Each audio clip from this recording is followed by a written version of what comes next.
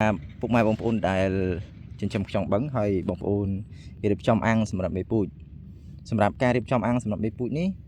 បងប្អូនស្មៅដែលនៅតាមជុំវិញអាំងនេះណាបើអាចបងប្អូនគួរតែសម្អាតជើងក្រោមឲ្យល្អបើនិយាយទៅអាចសម្អាតពីមាត់អាំងមកលើនេះអាចសម្អាត 4-5 តឹកឬកន្លះម៉ាតអីទៅបងប្អូនណាមូលហេតុដែលត្រូវតែសម្អាតហ្នឹងដូចស្អីបងប្អូននេះពេលខ្លះចង់ខ្លះវាពងកែមទេវាពងក្បែរទឹកហ្នឹងអត់អីទេវាខ្លះពងឲ្យវាចោះទៅវិញបានប៉ុន្តែមានខ្យងមួយចំនួនគាត់ឡើងមកពងដល់លើពេលតែបកទៅវិញបកទៅអត់រួចនេះបើសិនជាយើងនៅកាក់ឋានប្រចាំថ្ងៃនៅរាល់ថ្ងៃព្រឹកយើងមកមើលល្ងាចយើងមកមើលអត់អីទេនៅពេលដែលបងប្អូនឃើញជាប់បែបនេះឬក៏បែបនេះអីបងប្អូនអាចចាក់បោះទៅក្នុងទឹកអាំងរបស់យើងវិញបានប៉ុន្តែបើសិនជាករណី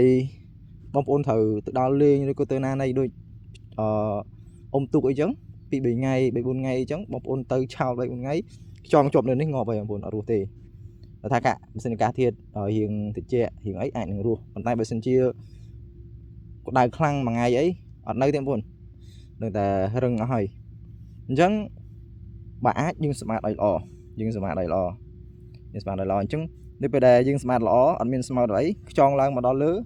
ទៅពេលដែលពងហើយវាចុះទៅវិញបងប្អូនបើសិនជាករណីវាពងបែបនេះ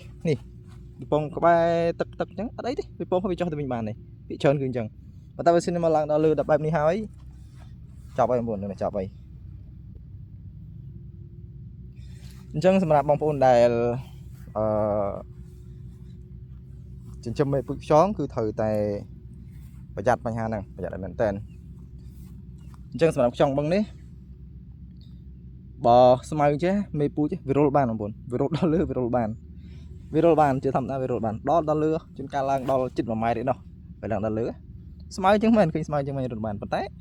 ពេលបកទៅវិញបកអត់បានទេ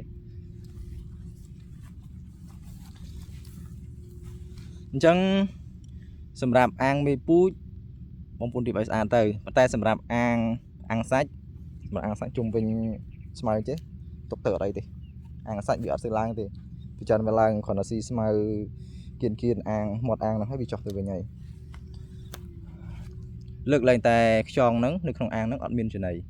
បងប្អូនអត់ដាក់ចំណីដូចជាកំប្លោកចកសារាយគ្រប់គ្រាន់នងឬក៏ផ្លែឈើផ្សេងដាក់ឲ្យវាអត់គ្រប់គ្រាន់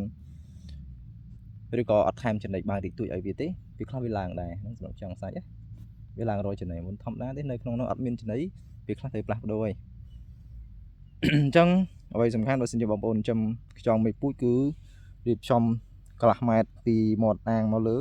រៀបចំឲ្យស្មើឲ្យស្អាតមកដើម្បីឲ្យមេពូជរបស់វាឡើងមកពងនៅលើហើយចោះទៅវិញបាន